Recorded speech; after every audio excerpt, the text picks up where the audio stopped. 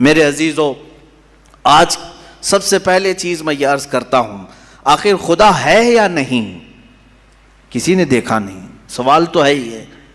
ہم تو چلے روایات کے اعتبار سے، ہمارے گھروں سے ہمیں جو علم دیا گیا ہے ہمارے ماں باپ کی طرف سے، اور ماحول نے ہمیں جو علم دیا ہے وہ یہی ہے کہ ہم بولنے کے قابل ہوئے اسی وقت ہمیں کہلا دیا گیا تھا لا الہ الا اللہ، اللہ کے سوا کوئی معبود نہیں۔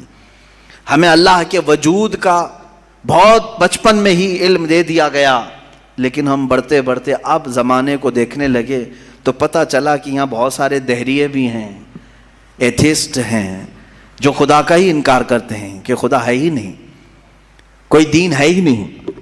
آج میں ان کے سلسلے میں عرض کروں گا کہ آخر ایسا کیسے ہو سکتا ہے کہ کوئی خدا ہی نہیں؟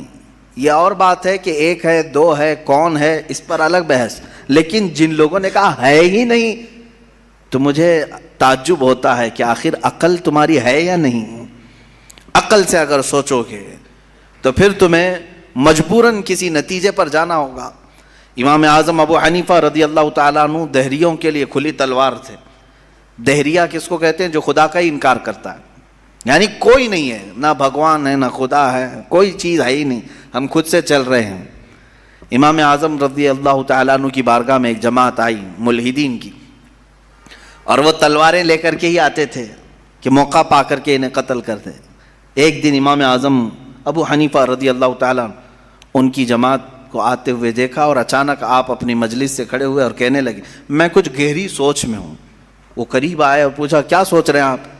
کہا کہ میں نے سنا ہے کہ ایک سمندر میں کشتی چل رہی ہے اور اس پر سامان خود سے لد جاتا ہے، اور بڑی برابر منزلوں پر وہ رکتی ہے اور اپنا سامان خود ہی اتارتی ہے، نہ اسے کوئی چلاتا ہے، نہ لوڈنگ ان لوڈنگ کرنے والے کوئی مزدور ہیں، وہ خود بخود سامان لیتی ہے، خود بخود سامان اتارتی ہے۔ یہ روبوٹک دنیا بھی نہیں تھی اس وقت کہ وہ یقین کر لیتے، سائنسی دنیا بھی نہیں تھی اس وقت۔ تو ان دہریوں نے کہا کیا مذاق کر رہے ہیں آپ کہ سمندر میں کشتی بغیر ملاح کے، بغیر کیپٹن کے چل رہی ہے اور خود سامان لوڈ کر رہی، اتار رہی ہے، ہمارے ساتھ مذاق کر رہے ہیں آپ؟ ہم عقل والے لوگ ہیں، آپ کی اس بات پر کوئی بیوقوفی یقین کر سکے گا؟ امام اعظم ابو حنیفہ رضی اللہ تعالیٰ عنہ فرماتے ہیں اتنی جب تجھے عقل ہے کہ ایک کشتی سمندر پر بغیر کسی چلانے والے کے نہیں چلتی، تو یہ پورے کائنات کا نظام بغیر چلانے والے کے کیسے چل سکتا ہے؟ برابر وقت پر سورج کا طلوع ہونا، برابر وقت پر سورج کا غروب ہو جانا، چاند کا اپنی منزلوں پر چلنا، اور یہ سمندروں کا برابر اپنے مدار میں رہنا، اور یہ زمین کا طرح طرح کے پودے اگنا، اس میں پھول کا آنا، پھلوں کا آنا، یہ کیا اللہ کے ہونے کی نشانیاں نہیں ہیں؟ کوئی تو ہے جو یہ سارا نظام چلا رہا ہے۔ ہاں تم یہ کہہ سکتے ہو کہ مشینیں ہم چلا رہے ہیں، پنکھے ہم چلا رہے ہیں، لائٹ ہم چلا رہے ہیں، چلاؤ دنیا کی ساری مشینیں چلاؤ، لیکن میں اگر ایک فیلڈ میں آؤں ان دہریوں سے پوچھتا ہوں۔ امام شافعی رحمۃ اللہ علیہ نے کیا جواب دیا؟ میں چاروں اماموں کی بات بتا دیتا ہوں۔ چاروں اماموں نے رب ذوالجلال کے وجود کے متعلق کیا کیا کہا ہے۔ امام مالک نے تو یوں فرمایا، آپ سے پوچھا گیا کہ خدا ہے، انہوں نے کہا ہاں۔ کیا دلیل کیا ہے؟ کہتے ہیں کہ زبانوں کا مختلف ہونا، انسانوں کی زبانوں کا الگ الگ ہونا اور الگ الگ نسلوں کا ہونا، یہ اللہ کے وجود کی دلیل ہے۔ امام شافعی سے پوچھا گیا آپ کوئی دلیل دیں گے کہ کوئی ہے؟ آپ نے کتنی پیاری بات فرمائی، ارشاد فرماتے ہیں شہتوت کا درخت دیکھا ہے؟ شہتوت کا درخت آپ نے دیکھا ہے؟ شہتوت جو ہے بہت باریک باریک سے پھل ہوتے ہیں، میٹھے ہوتے ہیں، اور اس کا پتا جو ہے وہ کئی قسم کے جانور کھاتے ہیں۔ شہتوت کے پتے کو شہد کی مکھی بھی چوستی ہے، شہتوت کے پتے کو گائے بکریاں بھی کھاتی ہیں، ہرن بھی کھاتی ہے، یہ سب کے سب شہتوت کے پتے کو کھاتے ہیں۔ شہتوت کا پتا ایک رنگ کا ہوتا ہے، ایک ہی ٹیسٹ کا ہوتا ہے۔ امام شافعی فرماتے ہیں شہد کی مکھی اسی شہتوت کے پتے پر بیٹھتی ہے، چوستی ہے، اور اپنے چھتے میں جا کر کے شہد اگل رہی ہے۔ بکریاں اور گائے اس شہتوت کے پتے کو کھاتی ہیں، مینگنیاں ڈال رہی ہیں یا دودھ دے رہی ہیں۔ اسی شہتوت کے پتے کو ہرن کھاتی ہے، ہرن نافع پیدا کرتی ہے جو مشک کی طرح ایک ناپا ہوتا ہے، نہایت ہی اچھی خوشبو اس کے اندر آتی ہے. امام شافعی فرماتے ہیں ایک شہتوت کا پتا بکری میں جائے تو الگ اثر کرے، شہد کی مکھی میں جائے تو الگ اثر کرے، گائے میں جائے اور ہرن میں جائے تو الگ اثر کرے، آخر ایک شہتوت کے پتے سے نافع، دودھ اور شہد بناتا کون ہے؟ بناتا کون ہے؟ اسی میں امام شافعی فرماتے ہیں ہم روٹی کا ایک ٹکڑا کھاتے ہیں، روٹی کا ایک ٹکڑا کھاتے ہیں، اندر جسم میں یہ روٹی جانے کے بعد آپ سب کو معلوم ہے اس میں سے کچھ حصہ گوشت بنتا ہے، کچھ حصہ خون بنتا ہے، کچھ حصہ پیپ بنتا ہے، کچھ حصہ منی بنتا ہے، باقی کا بچا ہوا فضلہ پخانہ بن کر نکل جاتا ہے. ایک روٹی گیہوں کی کھاؤ، جو کی کھاؤ، جوار کی کھاؤ، روٹی ایک ہی طرح کی ہے، اور اس سے گوشت کون بناتا ہے، خون کون بناتا ہے، اور پیپ کون بناتا ہے، منی کون بناتا ہے، سب کی الگ الگ قسمیں ہیں. امام شافعی فرماتے ہیں تمہاری ہزاروں مشینیں ایک طرف، لیکن اندر جو نظام چلاتا ہے وہ کوئی تو ایک ہے، کوئی تو ہے. تمہیں ماننا ہوگا. میں دہریوں کے متعلق کہہ رہا ہوں جو ملحدین ایتھسٹ ہیں، جن کا کہنا ہے کہ کوئی ہے ہی نہیں، کوئی خدا ہی نہیں، تو ان سے میں کہتا ہوں کوئی بتاؤ تو صحیح آخر یہ چلا کون رہا ہے، یہ کون چلا رہا ہے، ہمارے جسم کے اندر کا نظام کون چلا رہا ہے؟ اور قرآن نے انہی کی طرف بار بار اشاروں میں بتایا ہے آیات میں کہ کیا تم دودھ کو نہیں دیکھتے؟ دودھ کہاں سے پیدا ہوتا ہے؟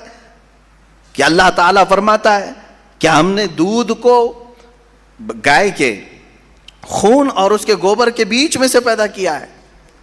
اس کا فضلہ گائے کا گوبر ہے پیٹ کے اندر، اور اس کا خون بھی ہے، خون نہایت ہی سرخ، گوبر نہایت ہی الگ رنگ کا، اور اس کے بیچ سے صاف و شفاف دودھ کا نکلنا. دودھ آتا ہے، نہ کبھی اس میں گوبر کی بو آئی، نہ کبھی خون کا رنگ آیا. قرآن کہتا ہے آخر یہ کون ہے جو اس طرح صاف ستھری غذا نکالتا ہے تمہارے لیے؟ کیا شہد کی مکھی کو نہیں دیکھتے؟ قرآن کہتا ہے جب وہ ڈنک مارتی ہے تو اس کے زہر کا کوئی علاج نہیں ملتا.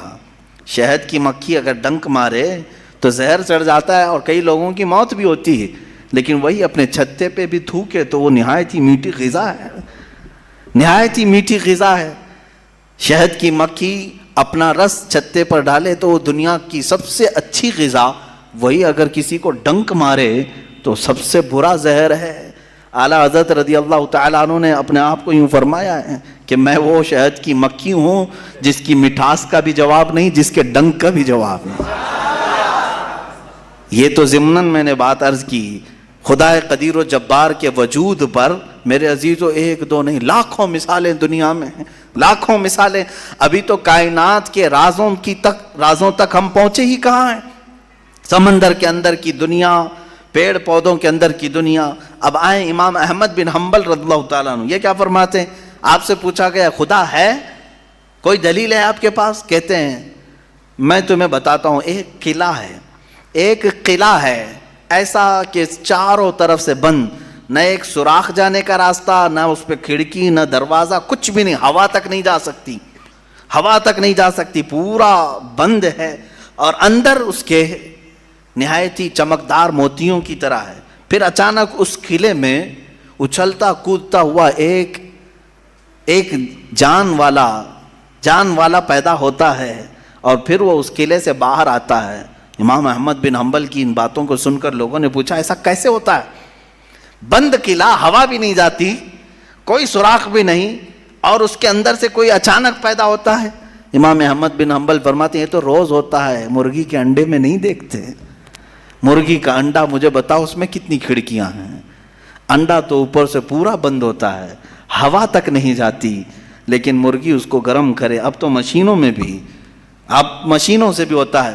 مجھے یہ بتاؤ وہ انڈے کی زردی اچانک ایک جاندار چوزے کی شکل کیسے اختیار کرتی ہے؟ کون ہے جو اسے چونچ دیتا ہے؟ کون ہے جو اسے پر دیتا ہے؟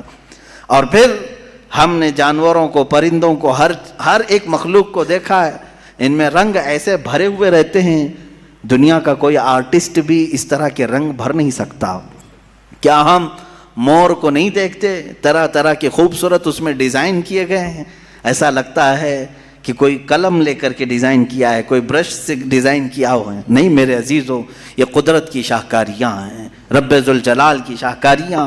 اور تم بے شمار خوبصورت مخلوقات کو دیکھو گے، پھر میں ان دہریوں سے پوچھتا ہوں آخر ان تمام کو پیدا کرنے والا کوئی تو ہوگا، کوئی تو ہوگا، تم لاؤ ڈھونڈ کر کے آخر کون ہے یہ سب پیدا کرتا ہے۔ یہ تو تخلیق، نظریے تخلیق، خدا کو پہچاننے کے 4 نظریے دنیا میں مشہور ہوئے ہیں۔ الہیات، اس کو علم الہیات کہتے ہیں جو میں بیان کر رہا ہوں، تھیولوجی، سائنس کے نظریے سے بھی، یعنی اللہ کو پہچاننے کے لیے، خدا کو ڈھونڈنے کے لیے نظریے بنائے گئے، فلسفیوں نے الگ، سائنٹسٹ نے الگ، علماء ربانیین نے الگ، حکماء نے الگ، سب کے اپنے اپنے نظریے ہیں۔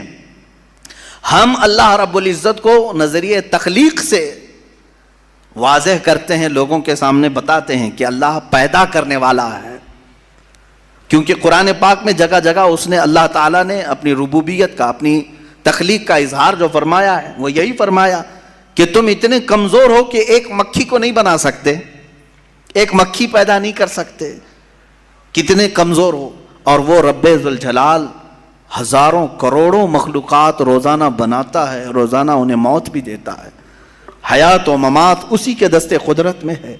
عزیزان گرامی وقار، اللہ تعالیٰ کی بے شمار صفات میں سے مجھے کئی صفات پر عرض کرنا تھا، میں سب سے پہلے اس کے وجود پر آپ کے سامنے یہ دلائل رکھا۔